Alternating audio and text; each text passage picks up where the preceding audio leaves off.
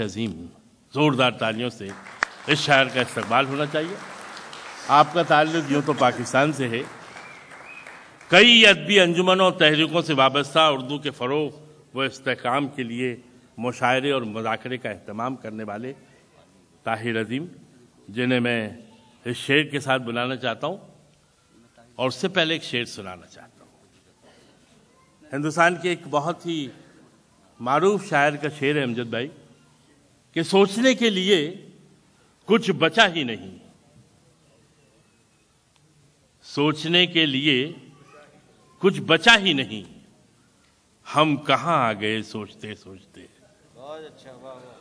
اور طاہر عظیم آپ کے اطراف آپ کی سلطنت میں رہتے ہوئے کہتے ہیں کہ بہت سوچا جہاں تک سوچنا تھا، بہت سوچا جہاں تک سوچنا تھا، ہمیں کیا آسمان تک سوچنا تھا۔ عظیم افسوس تو نے اپنا سوچا، عظیم افسوس تو نے اپنا سوچا، ذرا اس بے زباں تک سوچنا تھا۔ میں آپ کی تالیوں کی گونج میں اس تاریخی مشاعرے کے سب سے پہلے شاعر جناب طاہر عظیم صاحب سے گزارش کروں گا کہ وہ تشریف لائیں۔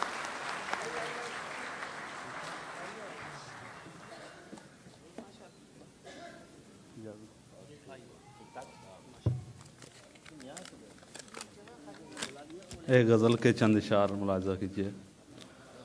روشنی کے جو طلبگار ہوئے ہم دونوں، روشنی کے جو طلبگار ہوئے ہم دونوں، ایک سورج کے، روشنی کے جو طلبگار ہوئے ہم دونوں، ایک سورج کے خریدار ہوئے ہم دونوں، ایک سورج کے خریدار ہوئے ہم دونوں، جو مسیحا کی طرح ہم سے ملا تھا ایک دن، جو مسیحا کی طرح ہم سے ملا تھا ایک دن، اسی بیمار کے بیمار ہوئے ہم دونوں، اسی بیمار کے بیمار ہوئے ہم دونوں۔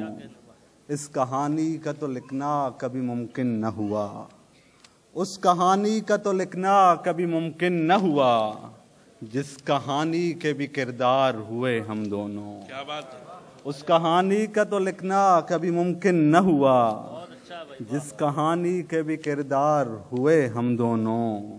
پھول وہ اور کسی نام کے آئے تھے عظیم، پھول وہ اور کسی نام کے آئے تھے عظیم، جن کی خوشبو میں گرفتار ہوئے ہم دونوں۔ پھول وہ اور کسی نام کے آئے تھے عظیم، جن کی خوشبو میں گرفتار ہوئے ہم دونوں۔ ایک مختصر نظم ہے، ملاحظہ کیجیے گا۔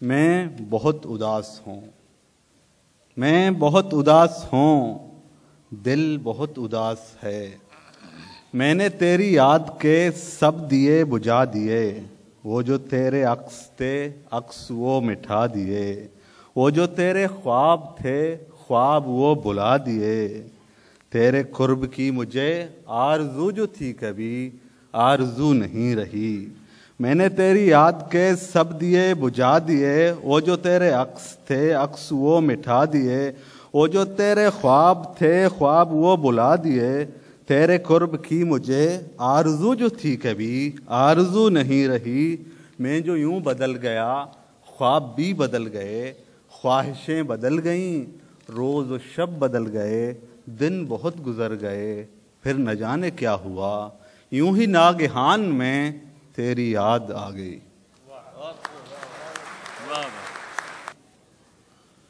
یہ تھے طاہر عظیم، جنہوں نے میزبانی کا حق بھی اس طرح ادا کیا کہ ایک مختصر سی غزل سنا کے چلے گئے۔ دیکھیں، یہ بھی کچھ آداب ہوتے ہیں جنہیں سمجھنے اور سمجھانے کی ضرورت پڑتی ہے۔